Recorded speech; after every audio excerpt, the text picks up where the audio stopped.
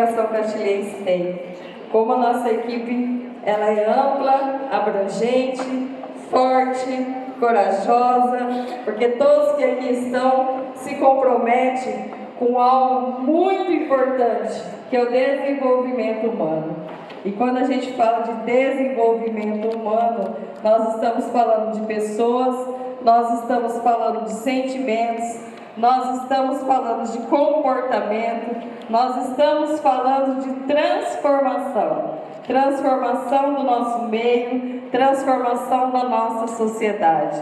Nós somos profissionais semeadores, porque nós plantamos todos os dias uma sementinha no coração de cada uma das crianças, de cada um dos jovens, dos nossos estudantes, que nós convivemos por tantas horas, por tantos dias de um ano letivo. Esse é um replanejamento muito especial e, como de praxe, disse para vocês, é o nosso quarto replanejamento, para alguns é o nosso primeiro. Eu estou aqui com a equipe nova da creche Professor Hilário, sejam bem-vindos. É uma alegria receber os ADIs que estão conosco, os profissionais. Levanta a mão quem são os ADIs que estão presentes conosco. Cadê um grupo significativo? Os profissionais de apoio. Maravilha, uma equipe. E os professores, uma salva de palmas para vocês, é uma alegria recebê-los, nossos diretores de escola, nossos coordenadores. E nesse momento eu quero agradecer a minha equipe da Secretaria de Educação, a Valéria, que me adjunta o braço direito, a Emilene, supervisora de ensino, todo o núcleo pedagógico, na pessoa da Marcela, que hoje está à frente do tema do nosso planejamento, juntamente com a Valéria, que são as responsáveis diretas pela pasta da educação especial.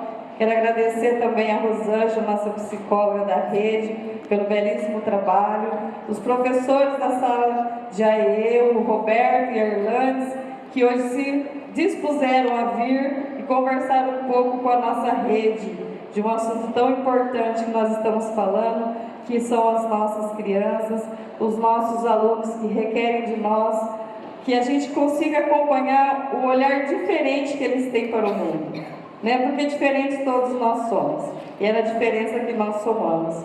Então, que nós possamos juntos encarar de frente esses desafios que fazem parte do nosso trabalho.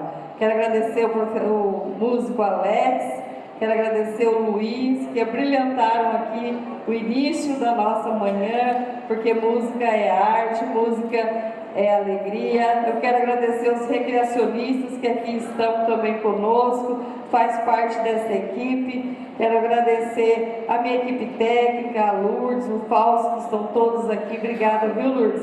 A Mel, que está aqui representando a nossa equipe técnica. É uma alegria fazer parte desta equipe, fazer parte desse processo, dessa história. É algo que Deus nos deu. E aí a gente precisa se colocar e agradecer primeiramente a Deus pela oportunidade que Ele nos dá de mais um dia. Eu quero agradecer a família Brito Salles. É uma honra para Castilho recebê-los aqui. É uma honra vê-los. Deslocaram lá da capital, chegaram bem de viagem. A gente agradece, Deus abençoe a vida de vocês, que vocês continuem fazendo a diferença por onde passa.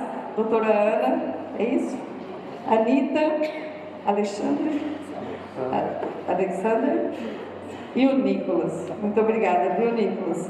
Hoje o que vocês vêm trazer para nós é a essência da nossa vivência, que é mostrar para todos nós que nós somos seres humanos. E seres humanos a gente precisa valorizar as pessoas, porque o que faz a diferença no mundo somos nós. Com uma atitude, com uma palavra, com um agir, com um olhar, com uma inovação do nosso ser para com o outro, na empatia, na resiliência.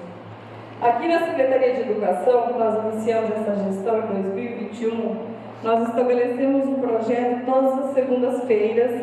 Nós fazemos o nosso café compartilhado e fazemos um momento de oração.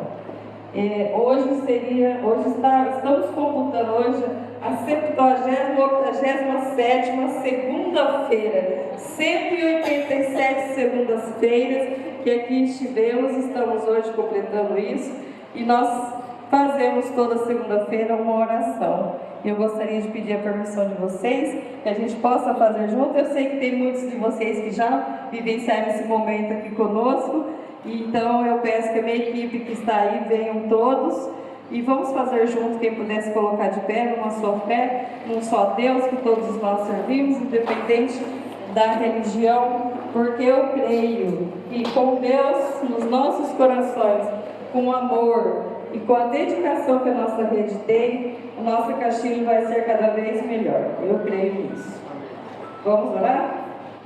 Pai nosso, que estás no céu, santificado seja o vosso nome, venha a nós o vosso reino, seja feita a vossa vontade, assim na terra como no céu. O pão nosso de cada dia nos dai hoje, perdoai as nossas ofensas, assim como nós perdoamos a quem nos tem ofendido. E não nos deixeis cair em tentação, mas livrai-nos do mal. Amém. Uma ótima manhã para nós. Deus abençoe. Muito obrigada pela presença de todos. Medicina, podia ter feito engenharia, podia ter feito direito, né? Mas eu queria ser professora e eu amo o que eu faço. O professor que não quer mudar vidas vai trabalhar no açougue do peixe já está morto. Lá você não precisa fazer mais nada. Mas dentro de sala é transformação e aprendizado todos os dias. E eu agradeço a Deus que após a minha escolha, né, a minha vontade de mudar a vida de outras crianças, eu nasci com altas habilidades, então eu era muito inteligente, tudo a professora falou, já peguei, eu li a lousa, fazia a prova, e quando eu fui dar, e aí quando as crianças falavam assim, não entendi, eu ficava assim, ai, porque assim, eu já tinha entendido, só que eu tinha 7 anos, 8 anos, 9 anos, eu não entendia que a minha mente funcionava diferente daquelas outras crianças. Eu não entendia que existia um funcionamento cerebral diferente. Hoje, sendo neurocientista, eu entendo. Só que eu comecei a entender antes, quando eu estava professora de chão de fábrica, que eu explicava para todo mundo, com todo amor, fazendo caras e bocas, e aí a criança ia fazer assim, ó, não entendi. Aí, ao invés de eu falar, você é burra, eu falava, não, meu amor, então eu vou explicar de novo. Mas nasceu com um nível bem severo, tinha intuição comunicativa, ele entrou na escola com 3 anos, a gente teve que tirar, porque o processo não estava dando certo, ele ficou muito doente. Nós voltamos com ele para a escola aos 6 anos, e ele entrou na escola não verbalizado, com 6 anos ele ainda não estava falando, e saiu da escola o orador da turma. Então foi todo um processo, não foi um milagre. E não é porque eu sou a doutora Anita Brito, eu sou uma mãe que ama, e uma professora que acredita. Então eu fui estudar para ensinar os professores a fazerem a inclusão escolar dele. E a inclusão escolar ela passa por um monte de processos, mas ela vale a pena, porque a gente tem mania de achar que você colocou o aluno na sala de aula, pronto, ele está curado. Ele não vai mais ter câncer, não vai mais ter HIV, não vai mais ter autismo, não vai ter mais... Ele não está na cadeira de rodas, vai sair andando. A gente só pensa isso para o autista, na verdade. Porque se o seu aluno tem HIV, você fica, nossa, tadinho, ele vive com HIV. Você... Fora o professor de matemática, e uma vez o professor de matemática ficou pé da vida comigo, ele falou assim, mas a senhora sabe que dá para fazer um bolo usando isso, né? Eu falei, mas eu uso xícara em casa, tem medida. Então assim, legal que dá, eu acho bacana que dá, mas eu não preciso saber o valor de delta para fazer um bolo. Eu sou boleira, eu sou confeiteira de verdade, eu adoro fazer bolo, gente. Eu sou boleira. E eu nunca fiz um bolo usando a fórmula de Bhaskara. E eu adoro matemática, eu adoro saber o valor de delta, eu adoro achar o valor de x, de y, eu adoro entender quanto fazer probabilidade, eu amo isso. Mas vamos ser reais, vamos ser realistas. O que é uma adjunta adverbial? O que é uma adjunta adverbial? Me dê exemplos sobre past perfect continuous. São coisas que, assim, quem é da área sabe porque está ensinando, mas muitas vezes a pessoa não sabe por que está aprendendo. E para onde ela vai levar isso? E a escola está se transformando agora nisso. Por que eu vou usar determinadas coisas? Independente de como eu vou ensinar, por exemplo, se na aula tiver na escola for uma aula de culinária, vocês no e-mail, quê? Vocês vão passar a receber propaganda, anúncio. O algoritmo manda. Então, a partir do momento que você ouve falar e você bateu na internet uma vez, o algoritmo vai começar a te mandar mais coisas. Você já tem uma sensação de aumento de caso. E de repente Belize vai aparecer no mapa para vocês. Nunca esteve no mapa para vocês. Mas Belize existe, eu garanto. Sempre existiu. Ok? Eu fiz um texto, uma tradução de um texto em 1994. Desde 1994 eu tenho vontade de ir para Belize, e até hoje eu não fui para Belize, mas existe. Então vamos entender, vou falar bem rapidinho. Primeira coisa, na época da nossa evolução lá atrás, pessoas que nasciam com qualquer deficiência precisavam ser ceifadas, porque elas impediam o homem de ficar dentro da caverna. Uma criança autista berrando, o bicho viria para a caverna. Então chorou muito, não para de chorar.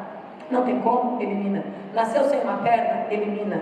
Nasceu com síndrome de Down, nasceu albino? Elimina. Ok? Nasceu canhoto? Quem é canhoto aqui? Fiquem calmos que a gente já passou por essa época, ok? Elimina. Já acabou. Para honra e glória do Senhor, já acabou essa fase. Os canhotos já foram confundidos com pessoas endemoniadas, que estavam do lado contrário, então eles eram queimados também. Veja bem.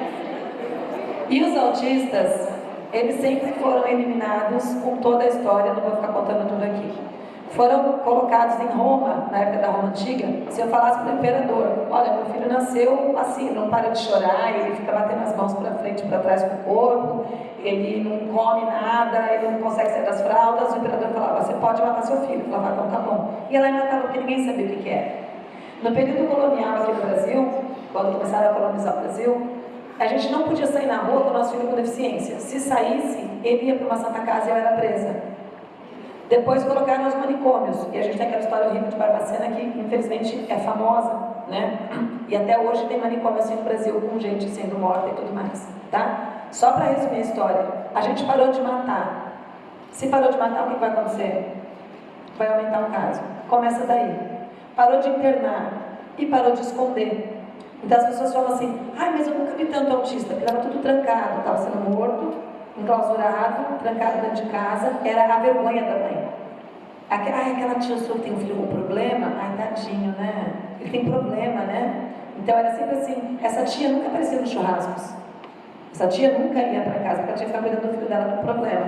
Então, essas questões todas a gente foi aprendendo que muitas pessoas ficaram para trás, pessoas autistas, esquizofrênicas, com deficiência intelectual. Então, o número realmente aumentou. Pessoas que nasciam com 24, 25, 26 semanas, que até hoje é muito difícil de sobreviver, mas se sobrevive, a maioria delas vão ter algum transtorno do desenvolvimento, ou TDAH, ou depressão, ou algum subtipo de autismo. Elas estão vivendo mais hoje por causa da tecnologia. Pessoas com síndrome de Down que nasciam com problemas cardíacos ou outras questões que hoje os médicos conseguem operar ali quando é bebezinho, eles sobrevivem. Muitos deles acabam também se tornando, não, né? Sendo autistas também. Então, vamos concordar que o número aumentou? Aumentou. Só que não aumentou porque a gente está virando autista, como que nem pega coronavírus. Você espirrou na cara do outro e pega autismo. Ok? Ninguém pega autismo. Agora mostra sua beleza. Pode sentar. Muito obrigada. Palmas para você.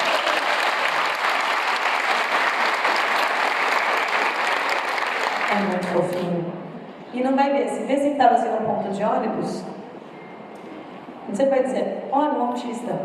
E isso é um ponto importante, porque quando a gente não vê, a gente tende a falar assim, ah, esse moleque consegue, vai. Ah, isso é de querer. Agora, quando a gente vê com deficiência, ai, tadinho, ai, coitado. E tá errado também. Porque aí a gente não pega nenhuma potencialidade. Fala, ai, vou te dar um desenho pra pintar, ai, que bonitinho, gente, olha o narizinho, ai, fofo. Síndrome de Down passa muito por isso. Entra o síndrome de Down aqui, todo mundo se derrete. Quando a gente tem um aluno autista na sala de aula, geralmente, o que mais prejudica o aprendizado dessa criança, número 1, é a nossa falta de conhecimento como professor, que a gente fica mais irritado, quer que ele aprenda de qualquer jeito, ouve dizer que autista é gênio, né? Então todo autista consegue aprender, muito autista tem deficiência intelectual, né? Então a nossa falta de informação é a primeira coisa, porque essa falta de informação ela traz para a gente um desgaste, a gente não sabe o que fazer, fica desesperado na sala de aula, né? Esse é o primeiro ponto, a primeira barreira, falta de entendimento. Aí vem o segundo ponto, geralmente o que está me atrapalhando não é o autismo, é o TDAH, é a hiperatividade dessa criança, é a desatenção, é a impulsividade, ou é a deficiência intelectual, ou é a epilepsia, ou é a esquizofrenia, ou é o transtorno obsessivo compulsivo. O autismo raramente atrapalha em si, dentro da sala de aula, se ele vier puro. Agora, se ele vem com deficiência intelectual, o que vai atrapalhar é a deficiência intelectual. Que a gente foca, ele é autista, ele é autista, ele é autista, ele é autista. Isso vai criando cada vez mais um ranço da gente, um medo de ter um aluno autista na sala de aula. cardiovasculares, ou seja, faz bem para o coração, evita derrame, uma série de coisas. Olha que alegria nossa morar no Brasil. O vinho brasileiro é o segundo no mundo com mais resveratrol. Ele tem 2,5 miligramas por litro. É uma boa notícia, correto? Beleza? O ponto é que para fazer efeito e ser eficaz em mim e seguro tem que ser 30 a 120 miligramas por dia. Quantas garrafas de vinho tem que tomar por dia para fazer bem? Pelo menos 13. A mãe da palestra assim, olha só, Chiu, presta atenção. Porque eu estou cuidando do meu coração, não quero ter câncer. Então, aí como todo o meu cerebelo, acaba com o fígado, com os rins, com o meu pâncreas, com medo de ter um problema de coração. Vai, Deus me livre. Então eu vou tomar 13 garrafas de vinho por dia. A gente precisa avisar que o resveratrol é encontrado em uma série de outras coisas, frutas, uma série de coisinhas, vocês podem ver com os nutricionistas bonitinho, tá? Ele não é só encontrado no vinho tinto. Isso daqui eu comecei esse estudo até porque me mandaram isso daqui, ó, você falou que vinho não faz bem para o coração, mas olha aqui, aí me mandaram esse site. E eu olhei aqui e está escrito assim, ó, vinho faz bem para o coração? Sim! Ponto de exclamação. E é comprovado por estudos científicos. Eu falei, uau, estudos científicos. Vinho pode reduzir o risco de câncer? Sim! Ponto de exclamação. Um estudo recente. Eu falei, cara, vinho então, não era para cabeça nenhuma, que eu adoro vinho. Fui lá e cliquei, olha o preço do artigo, $35,95. Eu notei lá em cima, eu fui e comprei o artigo, está aqui o texto, e aí quando você começa a ler, os efeitos do resveratrol foram demonstrados em estudos em animais. Sim, nós somos animais, mas não quadrúpedes, correto? Já tirou a gente de uma série de coisas, tá? Quando a gente vê aqui a conclusão do estudo, ele tem um potencial, né, para a saúde, tem alguns benefícios, even though, apesar de os resultados nos estudos em animais serem encorajadores, eles não podem simplesmente serem transferidos para humanos. E é meu marido, a gente está junto há 26 anos, ele é meu melhor amigo, e a gente está junto há 26 anos por causa de uma letrinha que começa com A. Qual que é? Não, é atenção, de déficit de atenção. Ele esquece de devagar. Eu mando embora, a pessoa bicho, eu falo, vai embora. Eu falo, eu vou mesmo. Ele fala, olha amor, aqui no celular, ele já esquece. E ele acorda apaixonado todo dia. E aí eu fui no juiz e falei, não quero mais. Ele falou assim, olha, não pode, porque é abandono de incapaz, porque ele é louco pela senhora. Aí eu, então eu estou cumprindo esse calvário que Deus me deu, meu marido, gente. Foi. No colo aí já. É, quem tiver com a bolsa no colo Já joga de lado, põe no chão. Aqui eu tiro do Alexander. Cada vez que o Alexander levantar a mão direita, vocês vão fazer a mesma prova que ele. Isso é com uma palma. Só que tem que ser assim, ó. Todos, pá. Não pode ser para lá, sabe assim? Pá, uma palma só. Synchronization. Não podem seguir o Nicolas, vocês não podem seguir o Alexander. Ficou claro o que vai fazer? Valeu. Detalhe, até lá em cima. Meu time aí de cima aí, ó. O time do Nicolas também. Então vai lá, foi. Tá ruim. Bicho. Ó.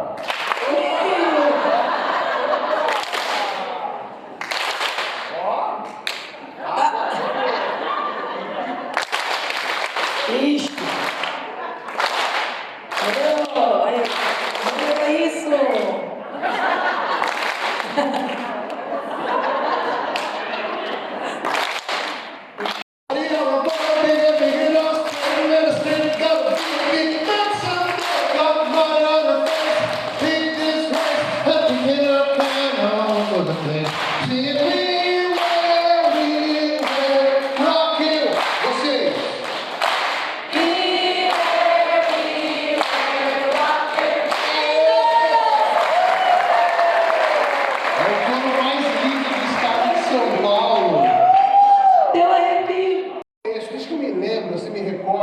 De me entender por gente, né? Como dizia minha mãe, eu sempre quis ser pai.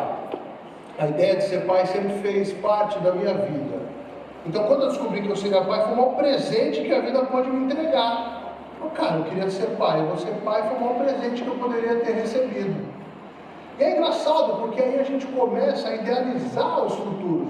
Óbvio que quando eu descobri que meu filho seria um menino, né? Fez o ultrassom lá, viu o pipizinho dele, falou, pô, menino. Ficou mais fácil ainda imaginar o futuro do meu filho, né? Então eu ficava viajando, o que será que meu filho vai ser quando crescer?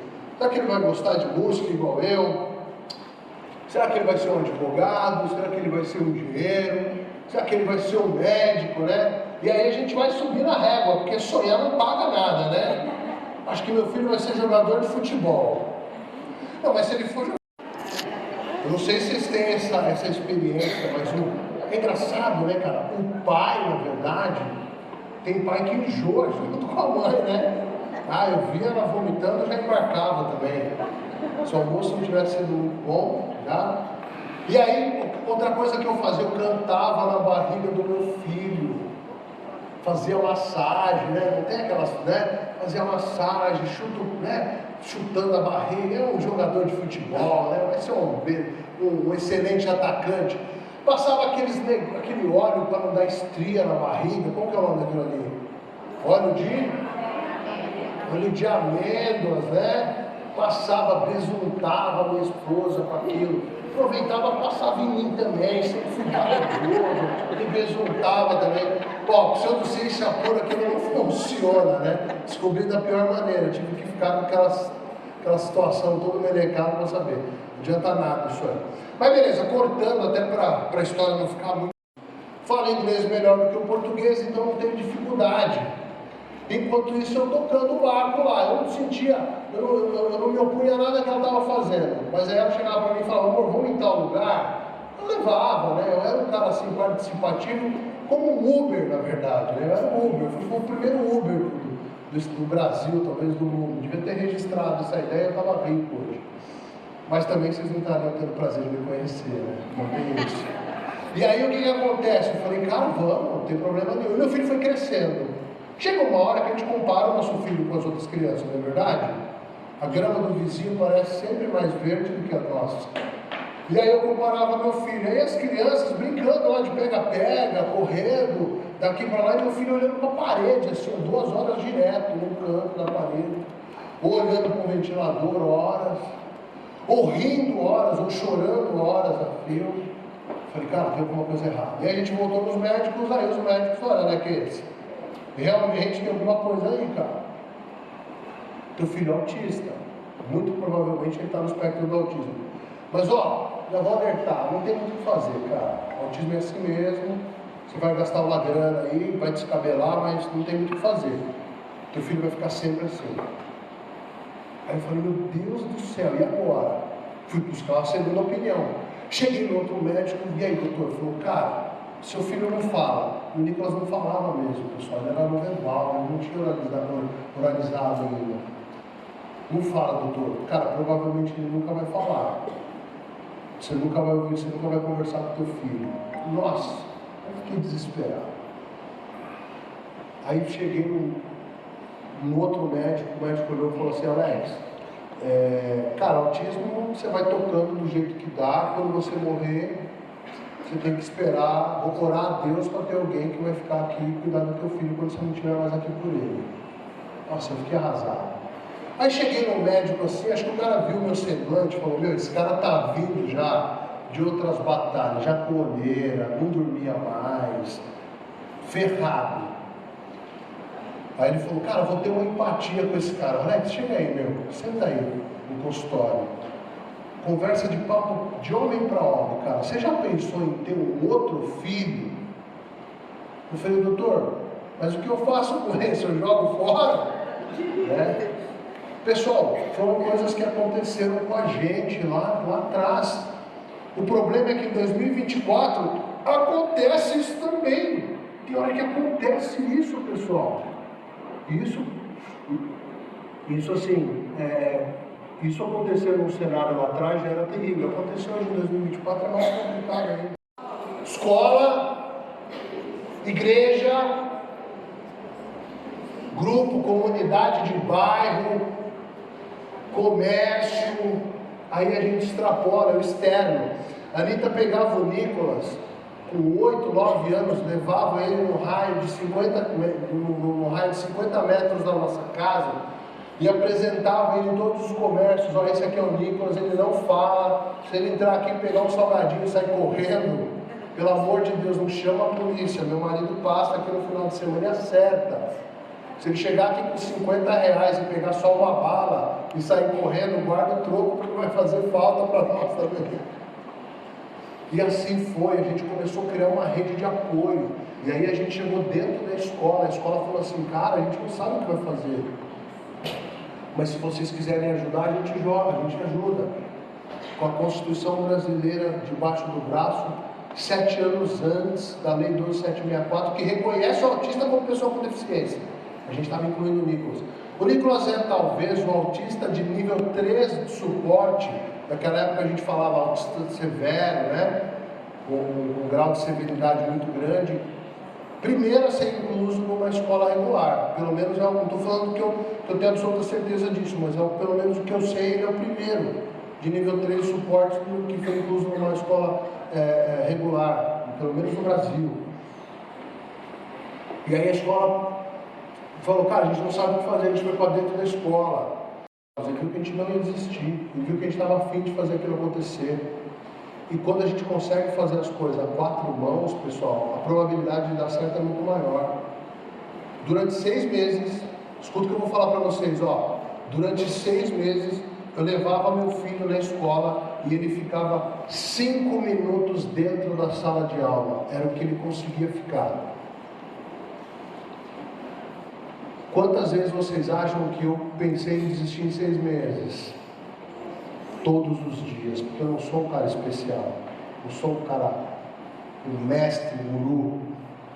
Todo dia eu chorava. Era meu filho chorando na sala e eu chorando dentro. Que fosse um advogado, que ele fosse um engenheiro, um médico, lembra? Não, hoje eu não penso mais assim, mas é um pensamento que eu tinha naquela época. Era um movimento natural, né? Meu filho vai se formar, vai fazer uma graduação, vai ser um profissional dentro da área dele, vai se casar, vai construir uma casa, vai trazer um netinho para mim, né? Eu sonhava com um diploma de graduação. O Nicolas, ele tem déficit, além do autismo, ele tem déficit intelectual por áreas. O que impede a inclusão dele, numa universidade, por exemplo, a gente teria que fazer um curso junto com ele. Pô, mas espera aí, Alex, você é um cara que é favorável à inclusão. Por que você desistiu do teu filho? Não desisti do meu filho. A inclusão, na verdade, qual que é o limite da inclusão? As pessoas me perguntam isso. Alex, qual que é o limite da inclusão? O limite da inclusão é até onde você está disposto a ir. É até onde você está disposto a pensar fora da caixa, a se desprender daquilo que você aprendeu ao longo da vida para fazer a vida do outro melhor. Então no Nicolas a gente fez um balanço. Ele vai se formar com deficiência intelectual numa universidade para me trazer um diploma de graduação para me satisfazer. Peraí, vamos valorizar o potencial, o que esse cara é bom? E a gente começou o diploma de graduação de como foi sair da fralda e conseguir usar o banheiro sozinho. O diploma de graduação de como foi conseguir sentar e comer a comida dele sem gritar. Eu tinha do lado da porta de saída da minha casa uma sacola com 3 cuecas, 4 camisetas e 2 bermudas e um chinelo havaiana. Todo dia eu ficava esperando o conselho tutelar do delegado vir me buscar para me levar embora preso, achando que eu estava maltratando o meu filho de tanto que ele gritava para comer. O diploma de graduação de como foi entrar no fast food, né? Entrar numa lanchonete e comer sem destruir a lanchonete. Só quem é pai de autista sabe o Everest que é isso, né? E talvez um dos mais importantes de todos, o dia que ele chegou para mim e disse assim: papai, eu amo você. Eu não tenho dúvida que eu sou o cara mais abençoado do mundo. Talvez vocês não tenham se dado conta, mas está sendo um prazer para vocês me conhecer hoje.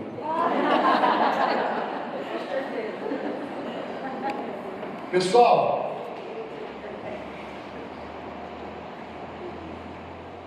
e aí eles falaram: cara, o que você quer fazer? Ele falou: meu, eu quero mostrar minhas artes e tal. Pô, mas você faz um monte de coisa. Ele: eu quero tocar uma música e meu pai vai cantar.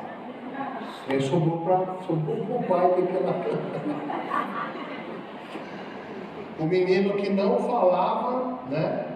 O menino que foi desacreditado por muitos. Hoje é ele que me carrega. Parte do nosso conteúdo. Meu filho era autista, não é que ele deixou de ser autista, uma vez autista, para sempre autista. Muito legal ver vocês cantando com a gente. Obrigado pela receptividade. Eu sou TDAH, então eu peço licença e agradecer a todos na figura da Marcela, que é a única que eu vou lembrar o nome agora. Obrigado pelo carinho. Eu vou chamar o Nicolas aqui, porque assim, se ele não existisse, vocês não teriam tido o prazer de me conhecer hoje. Obrigado. Deus abençoe vocês.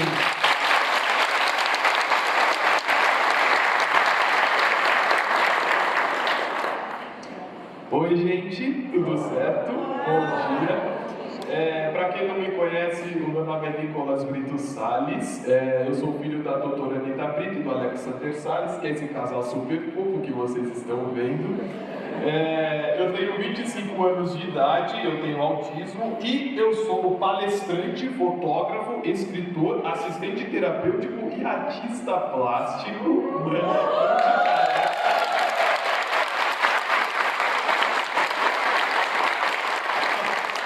E é um prazer estar aqui com vocês nessa manhã maravilhosa de segunda-feira, de coração. Muito obrigado. Bom, eu nasci com 4 kg, 140 e 56 centímetros e eu não tinha também intenção comunicativa, ou seja, eu não queria falar e também não tinha interesse em me comunicar com as pessoas. Eu falei pouquíssimas palavras até os meus 3 anos e 8 meses e eu tive uma regressão completa e eu só voltei a soltar só algumas palavras com quase 5 anos de idade. Eu fazia muitas igualarias e os meus pais eles me passaram a me apresentar diversas coisas do entretenimento para me ajudar a estimular nas falas, né? E eu só comecei a ter a intenção comunicativa com quase 12 anos de idade, lá pelos meus 11 anos e meio, e eu comecei a dar palestras e hoje eu estou aqui com vocês. Sobre o meu autismo, as únicas coisas que o autismo me dificultou foram na questão do atraso da fala e da comunicação, na escolarização, na sociabilização e também na minha autonomia. Mas depois de muitos estímulos que os meus pais começaram a me dar, né, eu comecei a me comunicar e a me sociabilizar melhor e assim eu fui ganhando um pouco mais de autonomia. Na noite da minha formatura, que eu sou suspeito a falar, mas eu considero até hoje que essa foi a melhor noite da minha vida. E eu vou falar agora um pouco da importância da inclusão social e escolar, começando pela social. Bom, antigamente eu não saía de casa de jeito nenhum, eu tinha muito medo de bexigas e de crianças, sim. Não tinha amigos, não falava e nem conversava, eu preferia me isolar do que me sociabilizar. Já hoje em dia é totalmente o contrário, eu saio de casa e eu já viajo. Gostar muito de viajar, eu confesso para vocês.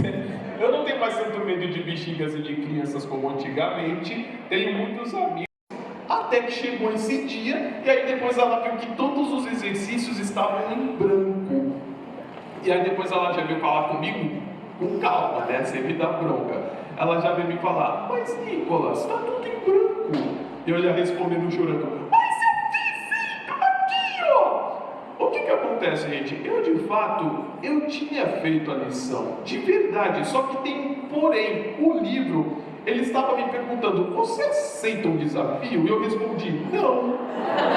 Eu não aceitei o desafio, simples assim. E logo, todos os exercícios ficaram em branco.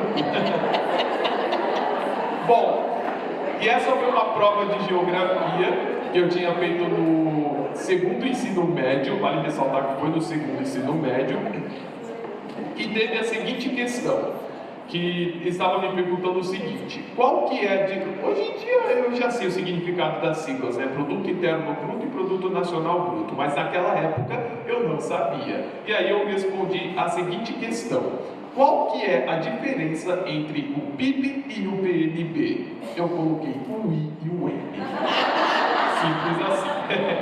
E sabe o que é pior? É que essa daqui era a questão que valia mais ponto. E eu consegui, e aí o professor ele acabou dando certo, né? Porque ela não foi muito clara e eu acabei tirando nota azul. Bom, ponto de mais para frente eu não precisar mais das lições adaptadas e conseguir fazer as lições normais.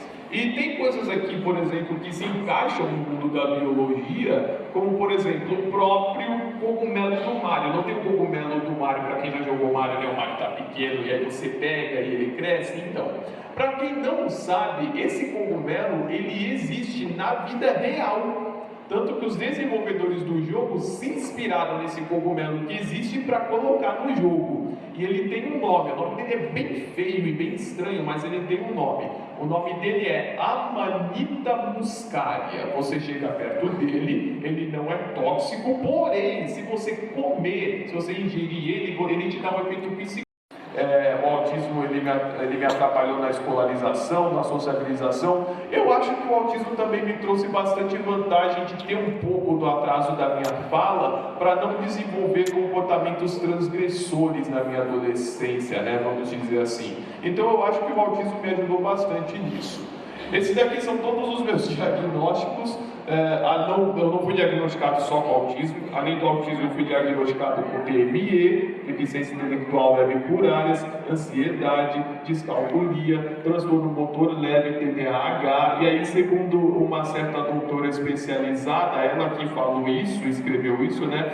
Segundo ela, lindo demais, persistente, talentoso, resiliente. Isso é tudo mentira, tá, gente? Estou atendendo os jovens com autismo lá, e eu também recentemente comecei com as crianças, e eu estou assim, muito feliz lá, e eu pretendo ir longe, e eu só tenho que agradecer a essas mulheres maravilhosas que acreditaram no meu potencial e abriram as portas para mim. E a arte, ela tem bastante importância na minha vida, né? A primeira delas é esta daqui. Você não pode sorrir o meu sorriso e nem sentir a minha dor. E nem precisa me admirar. Você só precisa respeitar a minha história porque eu respeito a sua.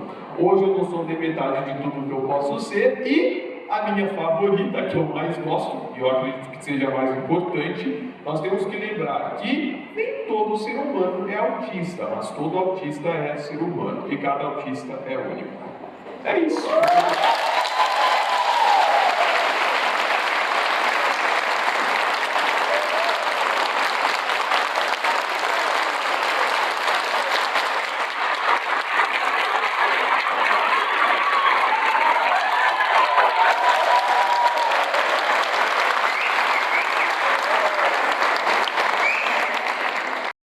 Fazer uma pergunta para essas pessoas bonitas. Vocês gostaram da palestra, pessoal?